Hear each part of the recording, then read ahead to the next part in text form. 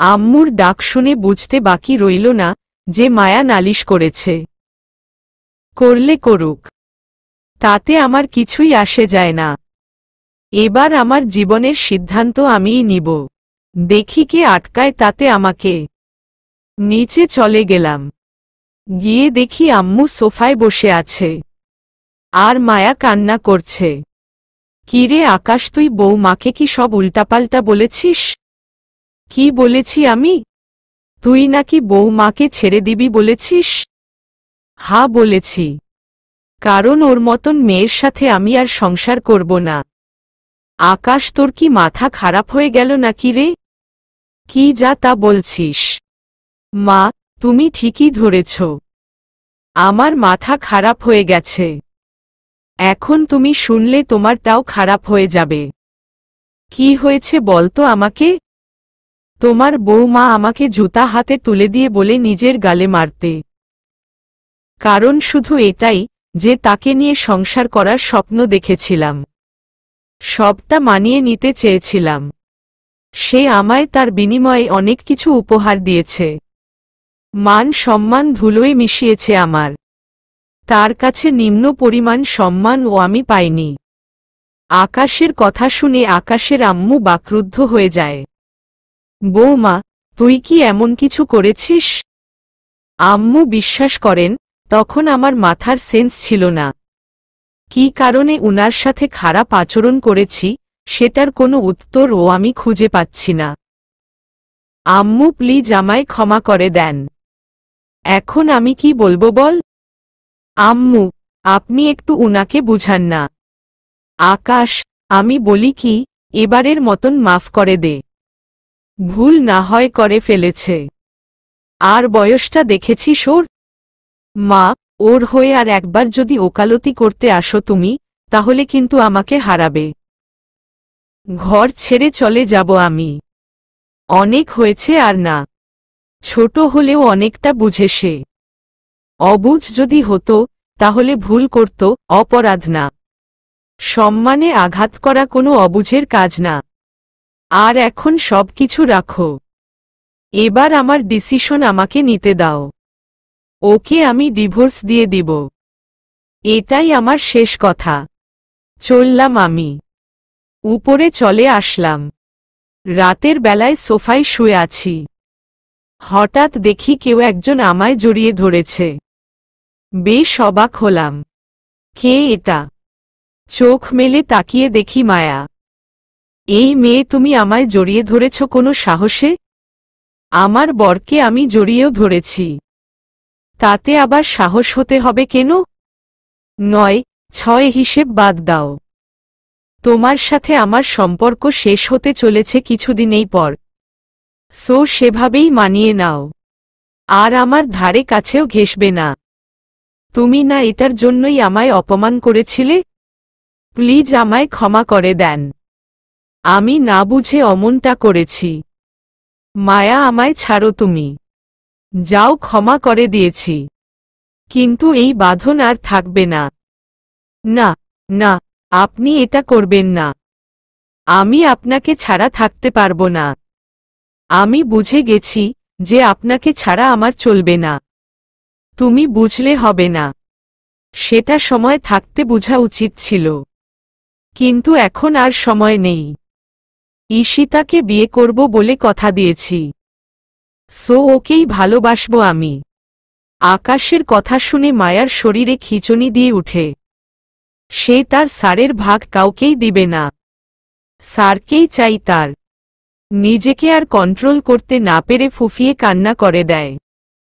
এই মায়া, কান্না করার হলে দূরে গিয়ে করো, কিন্তু আমাকে আগে ছাড়ো। না, আমি ছাড়ব না। আরও শক্ত করে আকাশকে জড়িয়ে ধরে। জোর করে আকাশের ঠোঁট জোড়ায় চুমু খেতে শুরু করে। আকাশ অনেক জোরাজুরি করছে ছুটার জন্য, কিন্তু পারছে না। আপনি আমার সাথে শক্তিতে পেরে উঠবেন না এখন। আমি আপনাকে আজ শেষ করে দিব। আপনি আমায় রেখে অন্য মেয়েকে বিয়ে করবেন? হা, তা আমি হতে দিব না। ওর মধ্যে যা আছে আমার মধ্যেও তা আছে, বলে আবার ঠোঁট ডুবিয়ে দেয়।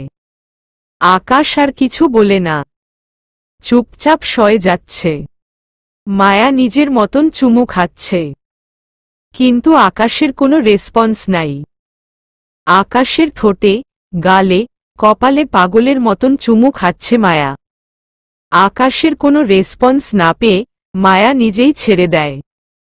মায়া আকাশকে ছাড়তেই কষে একটা থাপ্পড় বসিয়ে দেয় মায়ের গালে। এই মেয়ে, তোর কত বড় সাহস যে তুই আমার উপরে জোর খাটাস? আমি জোর খাটাবো না তো কে খাটাবে? গালে হাত দিয়ে অতিরিক্ত করে ফেলছ মায়া। গতকালের কথা আমি ভুলিনি। আমাকে হাজারো অপবাদ দিয়েছ তুমি। আমি শরীর খেকো, তোমার কচি শরীরের লোভ আমার, আরও নানান রকম কি সব বলেছ। কিন্তু এখন তো দেখছি তার উল্টো হচ্ছে সব কিছু। তোমার কথা অনুযায়ী আমি তোমার সাথে জোর করা উচিত ছিল, কিন্তু জোরটা করছো তুমি। তার মানে শরীর খেকো আমি না, শরীর খেকো হচ্ছ তুমি। আর আমাকে কলঙ্ক দিয়ে যেই জুতা জোড়া দিয়েছিলে, সেগুলা মনে হচ্ছে এখন তোমার কাজে আসবে। সেগুলা ব্যবহার করো, হয়তো তোমার মাথা থেকে ভূত চলে যাবে। আমার মাথায় ভূত চাপুক আর যাই চাপুক, আপনার সাথেই আমি থাকব। আপনি আমাকে ছাড়বেন না। হা হা, সেটা সময় আসলেই দেখা যাবে। তোমার মতো মেয়ে আমার যোগ্য না। তোমার থেকেও ভালো মেয়ে আমার জন্য বসে আছে। তোমায় বিয়ে করে ঠকা খেয়েছি আমি। আর না, এবার ডিভোর্স দিয়ে ভুল শুধরাবো।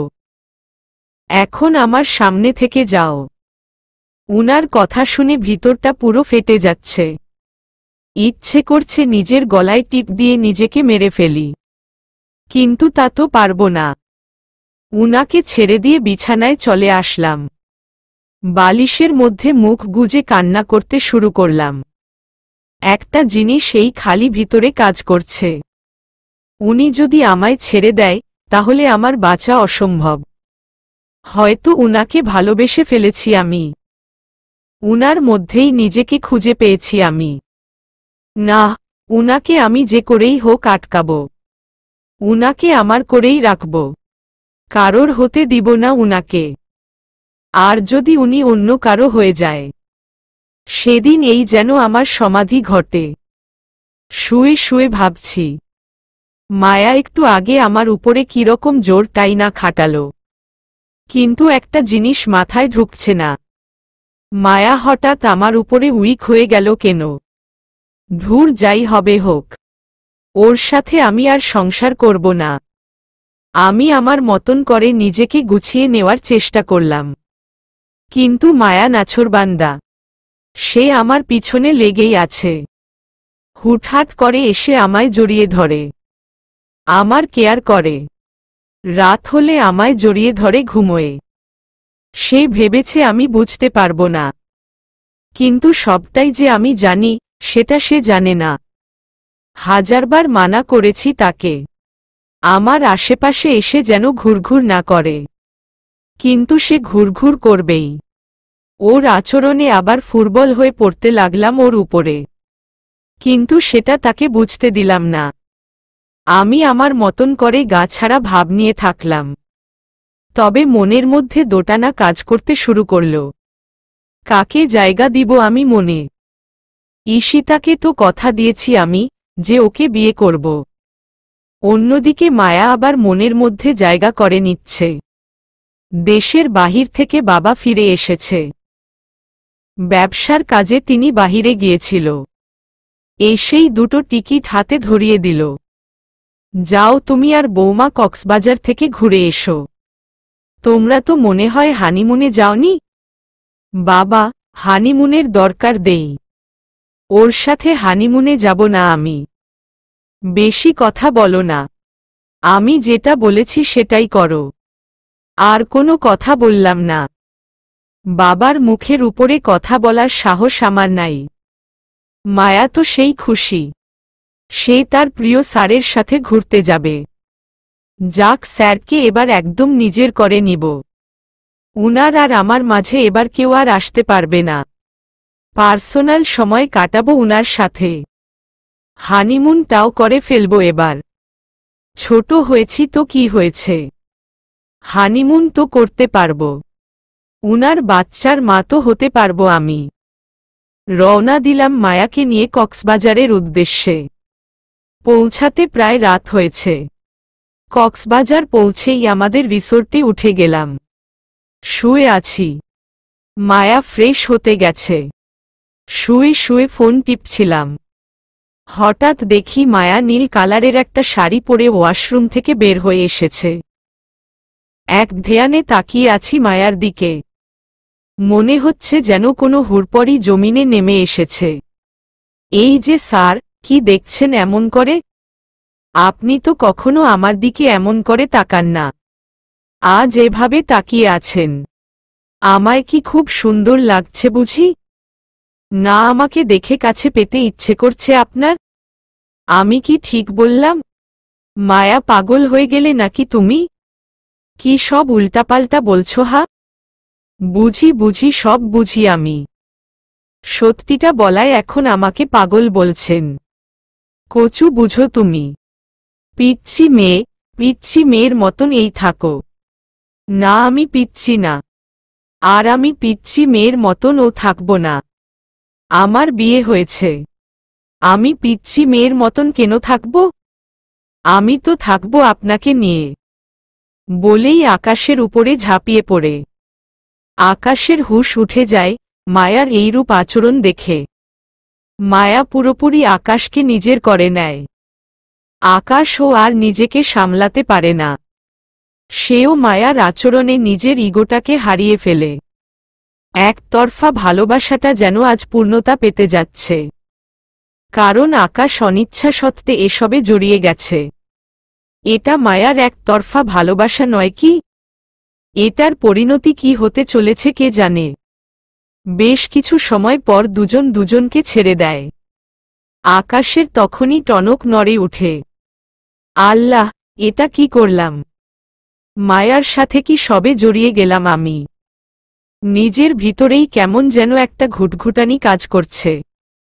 এখন কোনো নৌকায় পা দেবে সে, সেটা আকাশ নিজেও জানে না।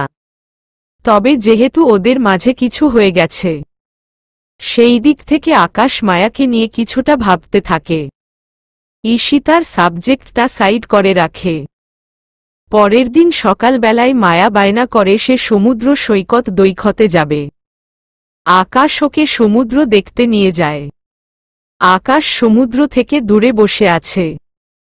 সে বসে বসে দেখছে মায়ার কাণ্ডগুলো। তারও ইচ্ছে করছে মায়ার সাথে গিয়ে পানি নিয়ে খেলা করতে। কিন্তু কোনো কিছু একটা ভেবে সে আর যায় না।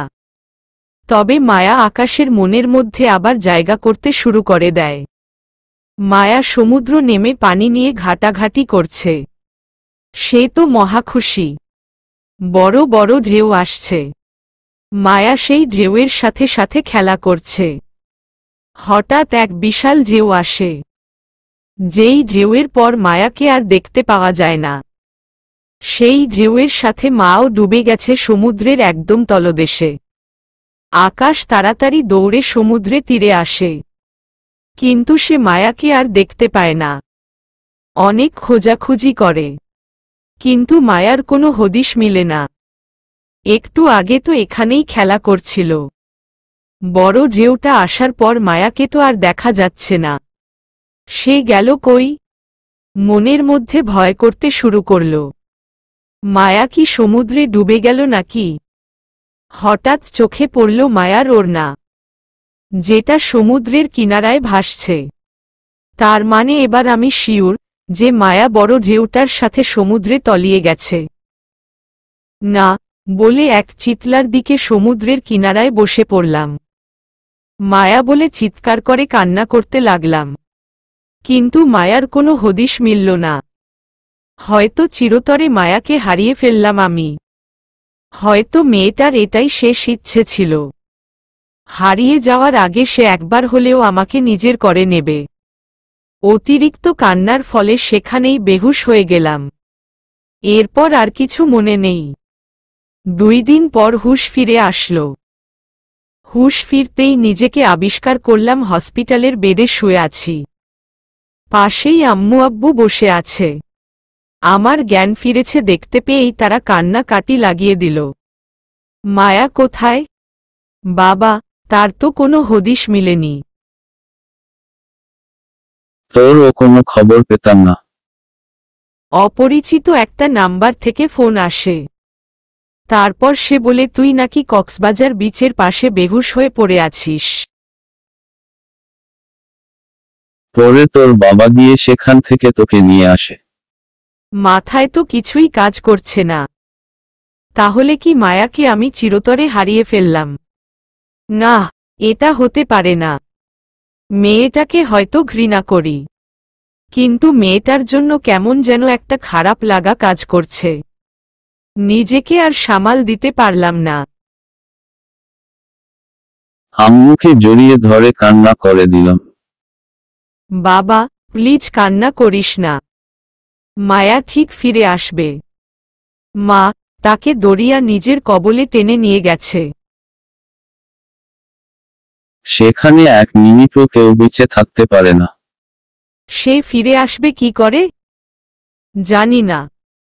উপর ওয়ালার কাছে দোয়া কর। মায়া মামুনিকে যেন তিনি সহিসালামতে আমাদের কাছে ফিরিয়ে দেন। হসপিটাল থেকে আমাকে বাসায় নিয়ে আসা হলো। ঈশিতা আমায় দেখতে এসেছে। কেমন আছো আকাশ তুমি? আল্লাহ যেমন ভাবে রেখেছে। তুমি কেমন আছো? আমি ভালো খারাপ দুটোই মিলে আছি। এটা আবার কেমন কথা? কেমন কথা হবে আবার? বাসা থেকে বিয়ে ঠিক করেছে। ছেলেটা ভালো জব করে। আর আমারও বেশ পছন্দ হয়েছে। পছন্দ না শুধু, ভালোও বেসে ফেলেছি তাকে। তোমার দূরত্বতা সেই মানুষটাকে আমার কাছে আপন করে দিয়েছে। ঈশিতার কথা শুনে কি বলবো বুঝে উঠতে পারছিলাম না। তুমি খুশি তো ঈশিতা? আমি খুশি হব না মানে? আমি তো মহা খুশি। কারণ মানুষটা অনেক ভালো। তোমার থেকেও ভালো স্টাবলিশড। আবার আমার খুব কেয়ারও করে। ওকে, উনাকে বিয়ে করে সুখে শান্তিতে সংসার করো। দোয়া করো আমাদের জন্য। আর মায়াকে খুঁজে নিয়ে সংসার জীবন শুরু করো। মায়া, যে হারিয়ে গেছে, সেটা তাকে কে বোঝাবে?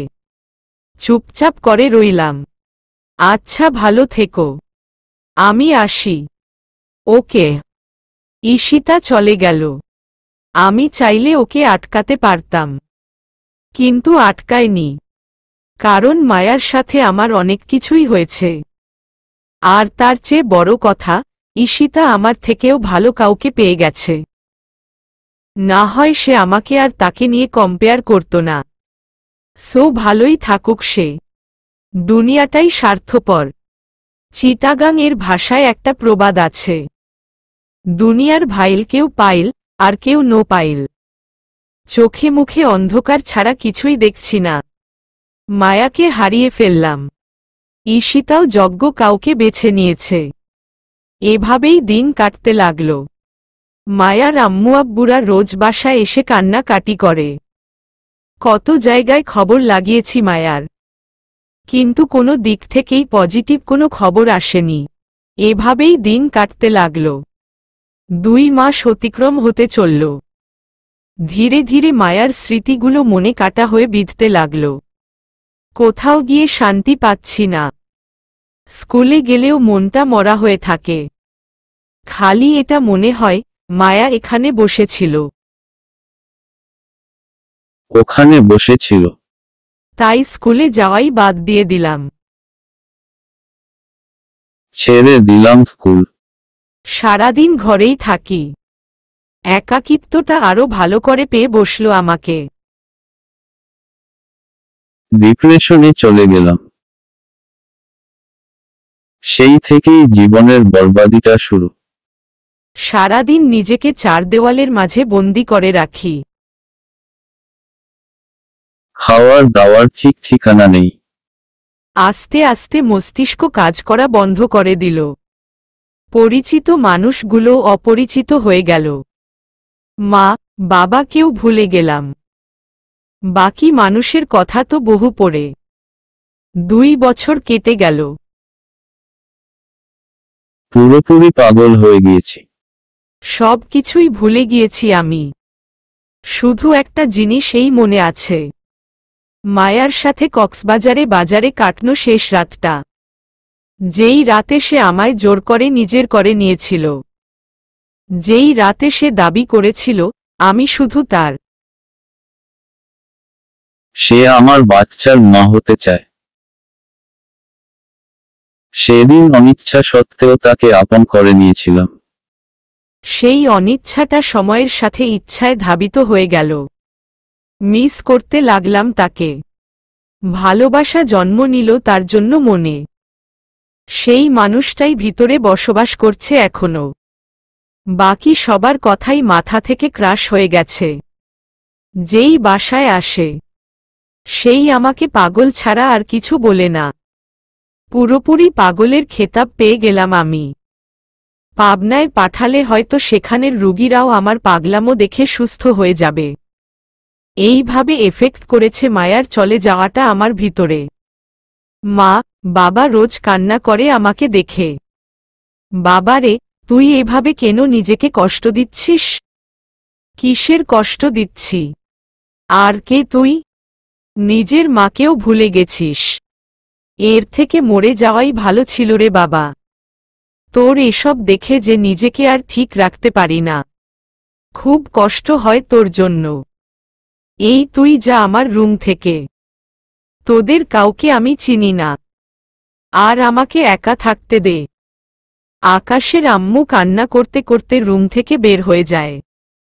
আকাশ যেন নিজেকেই ভুলে গেছে। হঠাৎ একদিন ঈশিতা আকাশের বাসায় আসে। কোলে একটা বাচ্চা। সে আকাশের এমন অবস্থা দেখে নিজেই শকট হয়ে যায়। যাক, আল্লাহ বাঁচিয়েছে আমাকে এই পাগলের হাত থেকে। না হয় এই পাগলের সাথে আমার থাকতে হতো। কত বড় বাঁচাই না বাঁচলাম। আন্টি, আপনারা ওকে পাবনায় দিয়ে আসেন। না হয় আপনারাও পাগল হয়ে যাবেন। ঈশিতা, তোমার কোলেও সন্তান আছে। আমি যদি বলি তাকে তুমি পাবনায় দিয়ে আসো, তাহলে তুমি কি দিয়ে আসবে? না, কখনোই না। তাহলে কিভাবে আমি আমার ছেলেকে সেখানে দিয়ে আসব?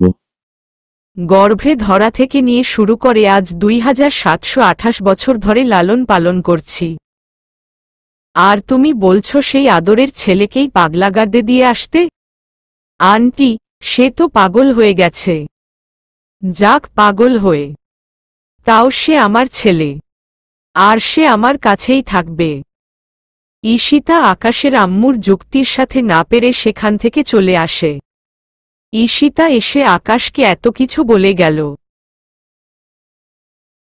অথচ তার সেই দিকে কোনো খেয়াল নেই। সে ফ্লোরের উপরে শুয়ে শুয়ে মায়া মায়া বলে পাগলের মতন প্রলাপ করছে। সারা বাড়িতে মায়ার নাম লেখে পুড়িয়ে ফেলেছে।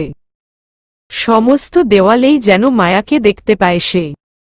মায়া নামটাই যেন তাকে তৃপ্তি দেয় এখন। দুনিয়ার স্বাদ আহ্লাদ যেন তার ভিতরে থেকে চলে গেছে। সারাদিন কয়েক হাজার বার মায়ার নাম মুখে জপে। সেটাতেই যেন সে তৃপ্তি পায়। হয়তো এভাবেই তার সমাপ্তিটা ঘটবে। অন্যদিকে কোনো এক অপরিচিত লোক মায়াকে ডেকে বলছে, মায়া, বাবু কান্না করছে। দুধ খাইয়ে এসো। জি, আপনার জন্য খাবারটা রেডি করেই দুধ খাওয়াচ্ছি। মায়া অপরিচিত লোকটার জন্য খাবার রেডি করে বাবুর কাছে যায়, ওকে দুধ খাওয়ানোর জন্য। সে গিয়েই দেখতে পায় তার বাবু নেই। তার বাবুর জায়গায় আকাশ শুয়ে আছে। মায়া আকাশকে দেখেই চমকে উঠে। আকাশ, তুমি এখানে কি করে এলে? মায়ার গলার আওয়াজ শুনে পাশের রুম থেকে অপরিচিত লোকটা মায়ার কাছে আসে। মায়া, তুমি কার সাথে কথা বলছো? আকাশ এখানে মানি? এখানে তো কেউ এই নেই। আর আকাশ এখানে আসবে কি করে? তুমি কোথায় রয়েছ? থাইল্যান্ড। আর আকাশ হয়েছে বাংলাদেশে। সে এখানে আসার কোনো প্রশ্নই উঠে না। লোকটার কথা শুনে মায়ার হুঁশ ফিরে আসে। সে দেখতে পায় তার বাবু শুয়ে আছে। এখানে তার বাবু ছাড়া আর কেউ নেই। সে এতটা সময় কল্পনায় হারিয়ে গিয়েছিল। মায়া দুকরে কান্না করে দেয়। মায়া, প্লিজ কান্না করো না। তোমার কান্না দেখলে আমারও খুব খারাপ লাগে। কান্না করব না তো কি করব? মানুষটা যে এখনো আমার মনে গেঁথে আছে। মানুষটার স্মৃতি যে আমাকে ঘুমাতে দেয় না। প্লিজ সব ভুলে যাও। উপরওয়ালার যেমন হুকুম ছিল তেমনটাই হয়েছে। আর তাছাড়া তো আমি রয়েছি। তুমি কান্না করলে আমাদের বাবুটাকে কে সামলাবে? জানি না আমি কিছু, তবে শুধু এটুকু জানি মানুষটাকে আমি কখনো ভুলতে পারবো না। আচ্ছা, তোমার ভুলতে হবে না। শুধু নিজেকে সামাল দিতে শিখো। আমি চললাম। আমার অফিসের দেরি হয়ে যাচ্ছে। ওকে, যান আপনি। আর খাবারগুলা সময় মতন খেয়ে নিবেন। অপরিচিত লোকটা অফিসে চলে গেল। ভাগ্যের লিখন ছিল একজনের সাথে, কিন্তু উড়ে এসে জুড়ে বসলাম আরেকজনের কপালে। নিয়তির কি নির্মম পরিহাস। মানুষটা যদিও অনেক ভালো, শুধু ভালোই না, আকাশ থেকেও কয়েক হাজার গুণ বেশি ভালো, কিন্তু তাও আকাশ আমার মনে মধ্যে গেঁথে আছে।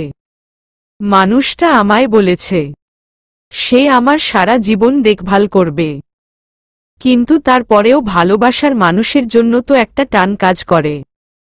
বাচ্চাটাকে দুধ খাইয়ে শান্ত করলাম। তারপর রান্নার কাজে মন দিলাম। অন্যদিকে আকাশের পাগলামো যেন আরো বেড়েই চলেছে। আকাশের মা বাবা আর থাকতে না পেরে ছেলেকে জোর করে ঘরের বাহিরে নিয়ে যায়। বাহিরে গেলে হয়তো ছেলে কিছুটা স্বাভাবিক হবে। আকাশ দুনিয়ার আলো দেখতে পেয়েই চমকে উঠে। তার যেন বিষাক্ত লাগছে দুনিয়ার এই রংঢং পরিবেশ। আজ 2 বছর 4 মাস পর সে ঘর থেকে বের হয়েছে। দুনিয়াটা কত রঙিন, অথচ তার জীবনটা ঘোলাটে শীতের সকালের মতন। কুয়াশা দিয়ে ভরা তার জীবন। আমি বাসায় যাব। আমার এখানে থাকতে ভালো লাগছে না। না, তোমার বাসায় যাওয়া চলবে না। আকাশের মা, তুমি গাড়িতে গিয়ে বসো। আমি ওকে নিয়ে আসছি। পুরো শহর আজ ওকে ঘুরে ঘুরে দেখাবো। আকাশকে জোর করে ওর বাবা গাড়িতে বসায়। তারপর গাড়ি করেই পুরো শহর আকাশকে দেখাতে থাকে। এই শহরের এমন কোনো জায়গা নেই যা আকাশ চিনে না। তার বাবা সবকিছু ঘুরে ঘুরে দেখাচ্ছে। স্কুলের সামনে দিয়ে গাড়ি যেতেই তার মনে হয় এই জায়গাটা আকাশের খুব চেনা। নিস্তেজ মস্তিষ্ক হালকা হালকা কাজ করতে শুরু করে। এই জায়গায় তিশান আর মায়া দাঁড়িয়ে কথা বলেছিল। সবকিছু ধীরে ধীরে মনে পড়তে থাকে। মনে পড়তে থাকে স্কুলের সমস্ত ঘটনা। এই স্কুলে তো আমি পড়িয়েছিলাম। হ্যাঁ, তুমি এখানে পড়িয়েছিলে। এখানেই মায়া পড়ত। আকাশের বাবার কথা শুনে আকাশ কান্না করে দেয়। পরক্ষণেই তার সমস্ত অতীত মনে পড়ে যায়। আজ বহু মাস পর চোখ থেকে পানি পড়ছে। মায়ার জন্য কাঁদতে কাঁদতে চোখের পানি যেন শুকিয়ে গিয়েছিল। একটা সময় কান্না আর হাসি দুটোই যেন আমার জীবন থেকে হারিয়ে গেল। এখন বুঝে আসছে কী রকম নরক বানিয়ে ফেলেছিলাম জীবনটাকে। না, এই নরক থেকে মুক্তি দরকার আমার। নিজের ইচ্ছায় মস্তিষ্ক ঘোলাটে করেছি। এখন নিজের ইচ্ছায় সেটা সতেজ করব। বাবা, আমি আগের মতো স্বাভাবিক হতে চাই। আকাশের মুখে বাবা ডাক শুনে আকাশের মা বাবা দুজনেই কেঁদে উঠে। আকাশ, তুই আমাদের চিনতে পেরেছিস? হ্যাঁ বাবা। আকাশের মা আকাশের সারা গালে চুমু খেতে থাকে। সেলুন থেকে ক্লিন হয়ে বাড়িতে ফিরলাম। তবে মায়ার স্মৃতিগুলো মন থেকে মুছতে পারলাম না। একদম স্বাভাবিক হয়ে গেলাম আগের মতন। কিন্তু যেখানেই যাই সেখানেই মায়াকে ফিল করতে থাকি। মনে হয় যেন এখানেই মায়া বসেছিল। বিশেষ করে স্কুলের সামনে দিয়ে গেলেই ভিতরটা কষ্টে ফেটে যায়। নিজেকে পুরোপুরি স্বাভাবিক করতে 1 মাস সময় নিলাম।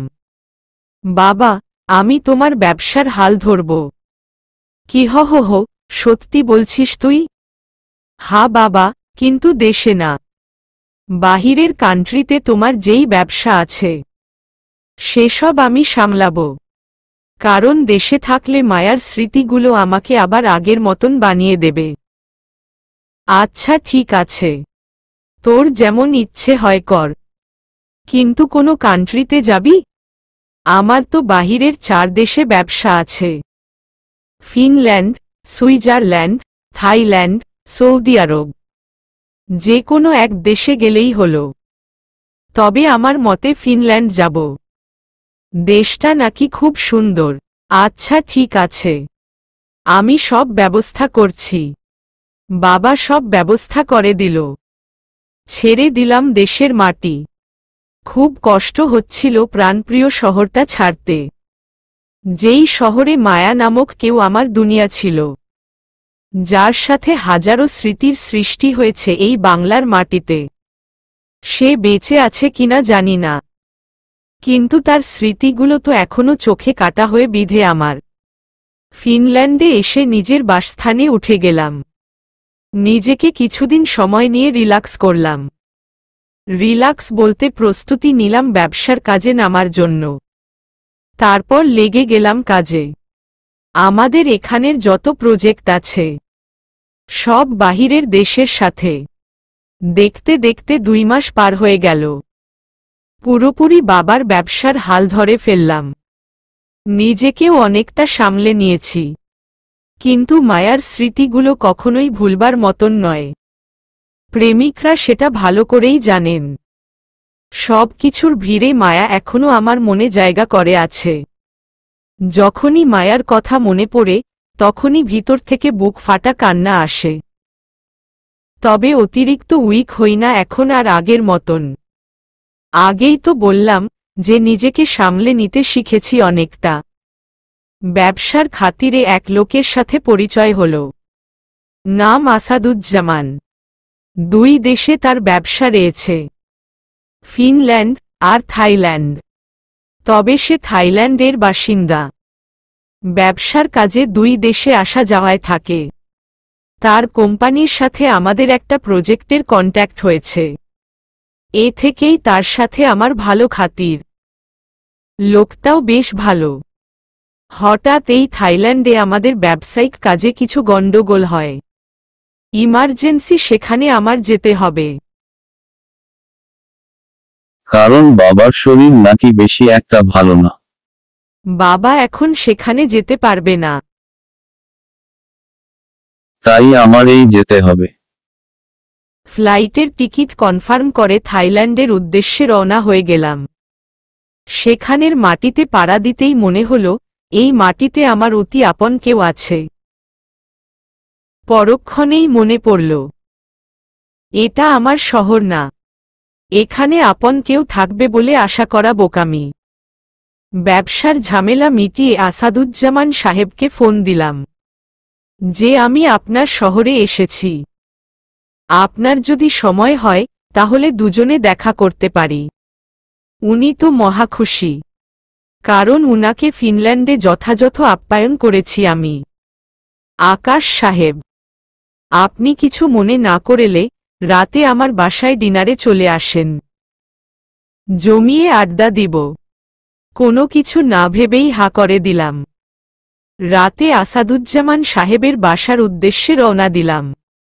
উনি আমার জন্য রাস্তায় দাঁড়িয়েছিলেন। গাড়ি থেকে নামতেই এগিয়ে আসলেন আমাকে রিসিভ করার জন্য। তারপর উনার বাসায় নিয়ে গেলেন। দুজনে বসে অনেকটা সময় কথা বললাম। আকাশ সাহেব খাওয়ার সময় হয়ে এসেছে, খাবার লাগাতে বলছি। আচ্ছা মায়া, টেবিলে খাবার লাগাও মেহমানের জন্য। আসাদুজ্জামান সাহেবের মুখে মায়া নামটা শুনতেই চমকে উঠলাম। আবার কষ্টও হতে লাগল, কারণ নামটা যে আমার খুব কাছের মানুষের ছিল। আমার প্রিয় মানুষটার নাম ও মায়া। উনার প্রিয় মানুষটার নাম ও মায়া। বাহ, কি মিল!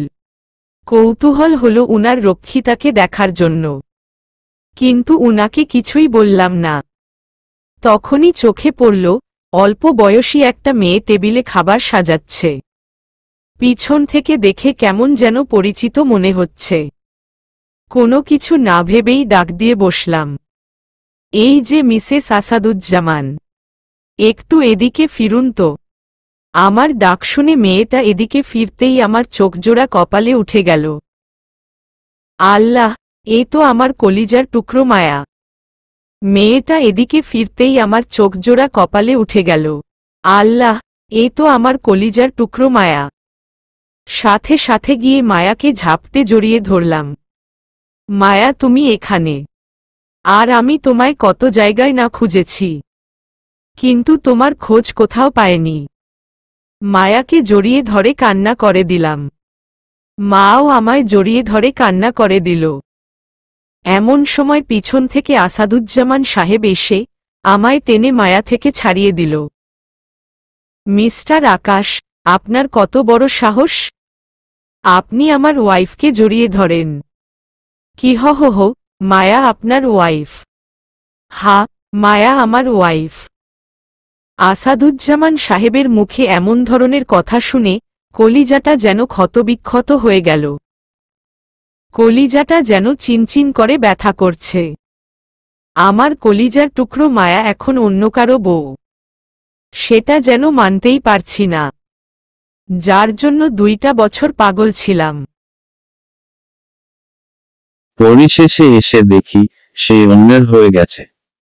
এই কষ্ট কই রাখব আমি? নিজেকে আর সামলে রাখতে পারলাম না। সোজা গিয়ে জানালার কাচের মধ্যে ঘুষি মেরে দিলাম। সাথে সাথে জানালা ভেঙ্গে হাতের মধ্যে কয়েক টুকরো কাচ ঢুকে গেল। না, এটা আমি মানি না। মায়া অন্য কারো হতে পারে না। হাত থেকে চুয়ে চুয়ে রক্ত পড়ছে। আরে আকাশ সাহেব, এটা কি করলেন আপনি?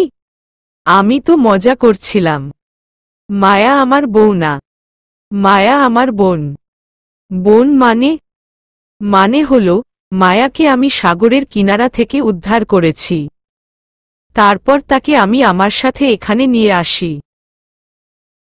আমিও বাংলাদেশের ছেলে। আমি বোট নিয়ে সাফারি করছিলাম বাংলাদেশ। তখন মায়াকে বেহুশ অবস্থায় একটা দ্বীপের মধ্যে পড়ে থাকতে দেখি। তারপর তাকে সেখান থেকে উদ্ধার করে আমার সাথে থাইল্যান্ডে নিয়ে আসি। তার অবস্থা অনেক খারাপ ছিল। ডক্টরের কাছে নিয়ে গেলে তারা বলল মায়ার অবস্থা ভালো না, তাকে ভালো ট্রিটমেন্ট করাতে হবে। তাই তাকে আমার সাথে রেখে দেই। সে দেশে যেতে চেয়েছিল, কিন্তু আমি যেতে দেইনি, কারণ সে আগের সমস্ত কিছু ভুলে গিয়েছিল। কারোর নামই তার মনে ছিল না। কাউকেই সে চিনতে পারছিল হা।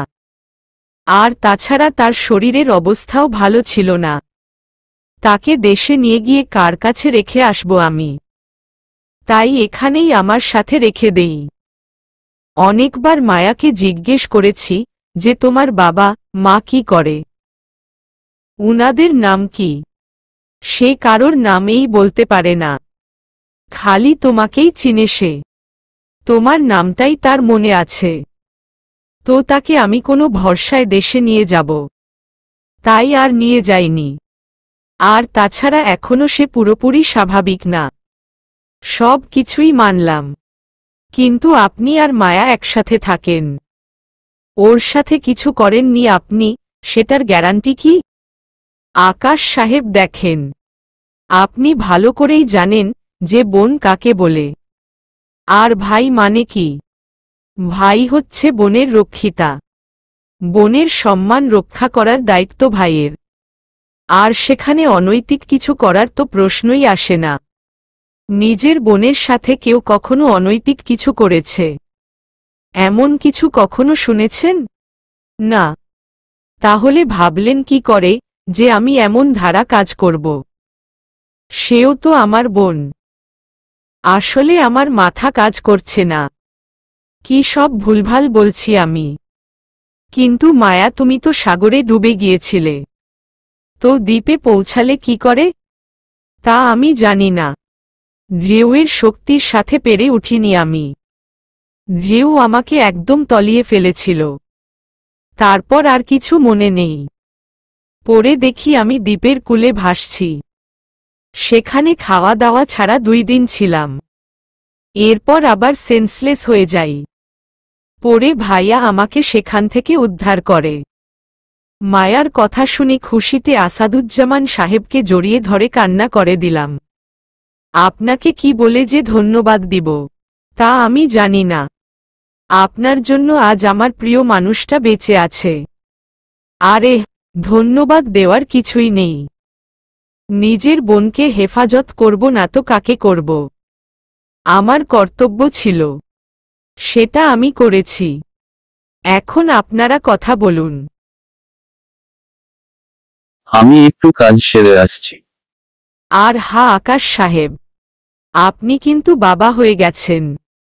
এবার কিন্তু আমার বোন আর ভাগিনীর সঠিক খেয়াল রাখবেন। তারপর তিনি অন্য রুমে চলে যায় কাজ সারতে।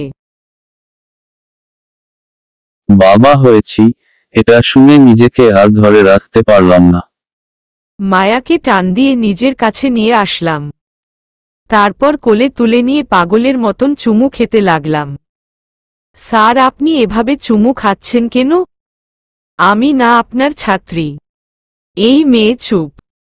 ছাত্রী ছিলা বহু আগে। এখন তুমি আমার কলিজার টুকরা বউ। আর তোমাকে শুধু চুমু না, পাগলের মতন চুমু খাব। আজকে আমাকে আর কোনো কিছু বলে আটকাতে পারবে না। দীর্ঘ অপেক্ষার পর তোমাকে আমি পেয়েছি। আমার না খুব কষ্ট হয়েছে আপনাকে ছাড়া থাকতে। আপনি আমাকে অনেক কষ্ট দিছেন। সরি মায়া। আর কোনোদিন তোমায় কষ্ট দিব না। এখন থেকে সব সময় তোমাকে আগলে রাখব। আচ্ছা, এখন চলেন আপনার বাবুকে দেখবেন। তার আগে হাতটা ব্যান্ডেজ করতে হবে আপনার। আপনি একটু দাঁড়ান, আমি একটু আসছি। একটু পর সে হাতে করে ফার্স্ট এড বক্স নিয়ে আসলো। তারপর হাত থেকে কাচের টুকরোগুলো বের করে ব্যান্ডেজ করে দিল। ব্যান্ডেজ করে বাবুর কাছে গেলাম। আমাদের মেয়ে হয়েছে। মেয়েটার চোখগুলো দেখতে পুরো আমার মতন। আর সব কিছু মায়ার মতন হয়েছে। মেয়ের নাম আসাদুজ্জামান সাহেব রেখেছেন রাইসা। যাক, মামার রাখা নামটা অনেক সুন্দর। মেয়েকে কোলে নিয়ে অনেকটা সময় আদর করলাম। খুশিতে যেন কয়েক দফা কেঁদেছি আমি। সেই রাতে আসাদুজ্জামান সাহেবের বাসায় থাকলাম আমরা। মায়াকে সারাটা রাত নিজের বাহুডোরে পাজকোল করে জড়িয়ে ধরে ঘুমিয়েছি। 1 সেকেন্ডের জন্যেও তাকে ছাড়িনি। সেও আমায় জড়িয়ে ধরে ঘুমিয়েছে। পরের দিন সকালবেলা ঘুম থেকে উঠে রেডি হয়ে নিলাম, দেশে যাব। আসাদুজ্জামান সাহেব, আমি মায়াকে আর আমার মেয়েকে নিয়ে দেশে যাব। আকাশ সাহেব, আর কিছুদিন থেকে গেলে হতো না? বোনটার প্রতি খুব মায়া জমে গেছে আমার। আসাদুজ্জামান সাহেব, আপনার বোন তো 2টা বছর আপনার কাছেই ছিল। অন্যদিকে ওর মা, বাবা যে কষ্ট পাচ্ছে, তাদের যে সান্ত্বনা দিতে হবে। আমি না হয় পরে আবার মায়াকে নিয়ে আসব। আচ্ছা। তিনি আর কোনো কথা বললেন না। মায়াকে নিয়ে রওনা দিলাম দেশের উদ্দেশ্যে। বাসায় ফোন করে বলেছি যে আমি আসছি। বাট মায়ার কথা বলিনি। তাদের সারপ্রাইজ দিব। শুধু এটুকু বলেছি যে মায়ার মা, বাবাকেও আমাদের বাসায় আসতে বলো। ফ্লাইটে বসে বসে এক হাতে মেয়েকে নিয়ে খেলা করছি, আরেক হাতে মায়াকে জড়িয়ে ধরে রেখেছি। মেয়েটা যেন ঠিক আগের মতোই বাচ্চা বাচ্চা রয়ে গেছে। দেশে পৌঁছে বাড়িতে চলে গেলাম। গিয়ে দরজায় বাড়ি দিতেই আম্মু দরজা খুলে দিল। আমার হাতে বাচ্চা বাট মায়াকে একটু দূরে দাঁড় করিয়ে রেখেছি, যাতে সারপ্রাইজটা ভালো করে দিতে পারি। এই তোর হাতে বাচ্চা কেন? আমি বিয়ে করেছি, আর এটা আমার মেয়ে। কি বলিস উল্টাপাল্টা? গেলেই তো 3-4 মাস হবে। কাকে বিয়ে করে বসলি আবার? আর এই বাচ্চার মা কই? দেখতে চাও তোমরা? দেখব না তো কি করব? অবশ্যই দেখব আমরা। কোনো মেয়ের সাথে অঘটন ঘটিয়েছিস? এই যে ম্যাডাম, এদিকে আসো। মায়া সাইড থেকে দরজার সামনে এসে দাঁড়ালো। আম্মু মায়াকে দেখতে পেয়ে মায়া বলে সজোরে এক চিৎকার মেরে সারা বাড়ি মাথায় তুলে ফেলল। বাসার বাকি মেম্বাররা দৌড়ে আসলো আম্মুর চিৎকার শুনে, আর মায়ার মা বাবারাও দৌড়ে আসলো। মারে, তুই এতদিন কোথায় ছিলি? কি হয়েছিল তোর? মা, এই সব অনেক কাহিনী পরে বলছি, আগে বাসায় ঢুকতে দাও, আর তোমার নাতনিকে কোলে নাও। এটা আমার আর মায়ার মেয়ে। মায়াকে ওর মা বাবা দেখতে পেয়ে জড়িয়ে ধরে কান্না করে দিল। মারে, তুই এতদিন আমায় ছেড়ে দূরে কি করেছিলি? আব্বু, এমনটা হয়েছিল আমার সাথে। সবটা খুলে বলে। আমি তোমাদেরও ভুলে গিয়েছিলাম।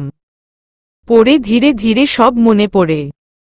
বাট আমার ঠিকানা কোথায় সেটাই ভুলে গিয়েছিলাম, তাই নিজে নিজে আসতে পারিনি। সবাই তো অবাক। সাগরে ডুবে গেলে মানুষ তো বাঁচে না, তাও আল্লাহ তাকে বাঁচিয়েছে। যাক, তুই ফিরে এসেছিস, এটাই আমাদের জন্য অনেক। যেভাবেই হোক এসেছিস তো, আমাদের আর কিছুই চাই না। সবাই তো মহা খুশি। কেউ নাতনির সাথে গল্প করছে, কেউ মায়ার সাথে গল্প করছে। এদিকে আকাশের তো আর তরস সইছে মায়াকে কাছে টানতে। 2 বছর পর সে মায়াকে নিজের কাছে পেয়েছে। ধ্যাত, কখন যে রাত হবে আর মায়াকে নিজের কাছে পাব। সময় যেন যাচ্ছেই না। বহু কষ্টের পর সময় ঘনিয়ে রাত হল।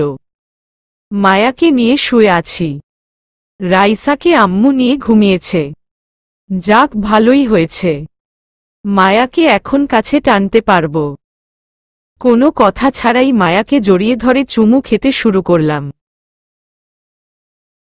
স্যার, কি করছেন আপনি? এই মেয়ে চুপ একদম। আজকের পর আর কখনো স্যার ডাকবে না। আমি এখন আর তোমার স্যার নেই। আচ্ছা, ডাকব না, কিন্তু আমাকে এভাবে কাছে টানছেন কেন? ভুলে গেছ সব? কক্সবাজার যে আমায় জোর করে কাছে টেনেছিলে, তা কি মনে নেই? না, ভুলব কেন? তাহলে এবার আমার পালা। সেদিন তুমি আমায় কাছে টেনেছ, এখন তোমায় আমি কাছে টানব। তারপর আরেকটা বাবুর আম্মু বানাবো তোমাকে। আপনি না অনেক দুষ্টু হয়ে গেছেন। হয়েছে। বউকে এতদিন পর কাছে পেলে যে কেউ এই দুষ্টু হয়ে যাবে। এখন থামো, আমাকে আদর করতে দাও। তারপর মায়াকে নিজের করে নিলাম। ভালোবাসা দিয়ে একদম পরিপূর্ণ করে দিয়েছি তাকে। এখন আর আমাদের জীবনে কোনো বাধা নেই। মায়াকে আর রাইসাকে নিয়ে নতুন পরিকল্পনা শুরু করলাম। ওদের নিয়ে কিভাবে জীবনটা সাজাবো, তার উপরে নতুন বাবুর জন্য আবেদন করলাম। খোদাই হুকুমে হয়তো 1 বছর পর আরও একটা বাবু হবে আমাদের। সমাপ্তি।